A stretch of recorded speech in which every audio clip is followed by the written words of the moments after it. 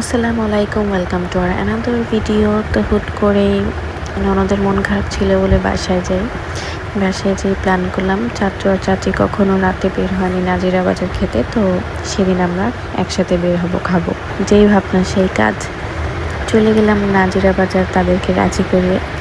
যাওয়ার পর সেখানে দাঁড়ালাম, বাট দেখলাম যে না, সেখানে অনেক রাশ।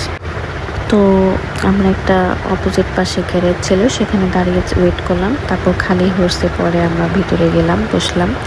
তো এই সুযোগে আপনাদের সাথে কাবাবের আইটেমগুলো তারা গরম কিভাবে সার্ভ করে বা কিভাবে মেক করে সবার সামনে, সেটাই ভিডিও করেছি আপনাদের সাথে শেয়ার করার জন্য। আমার কাছে দেখতে খুবই ভালো লাগে রাতের বেলা এগুলো, আর রাস্তা দিয়ে একটা কাবাবের স্মেল আসে। তারপর তো খাবারের মেনু ছবি তুললাম, আর খাবার অর্ডার করে আমরা বসে বসে ওয়েট করছিলাম কখন আসবে খাবার, কখন খাবো, কারণ রাতে কেউ ভাত খেয়নি।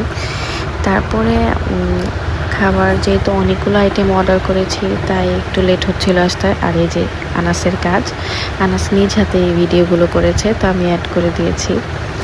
ও যে একা একা ভিডিও করতে চায় বা ব্লগ করতে চায়, এটা হচ্ছে তার প্রমাণ।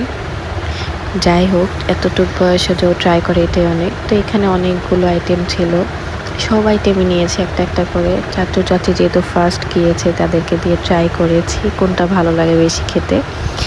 তো এতো তারপরে ভিডিও করে মোবাইল রেখে আমরা মন ভরে পেট ভরে খেয়েছি। তবে যেসব আইটেম আমরা রেগুলার খাই সেগুলোই ভালো লেগেছে। আলাদা করে এক্সট্রা যেগুলো ট্রাই করতে নিয়েছি সেগুলো আসলে এত ভালো লাগেনি খেতে। যেমন মুরগির চাপ ছিল, এটা ভালো লাগেনি খেতে। আর মোরগ মাখনওয়ালাটাও ভালো ছিল না। তো এই ছিল আমাদের ভিডিও। কেমন লেগেছে অবশ্যই কমেন্ট করে জানাবেন। আল্লাহ হাফেজ।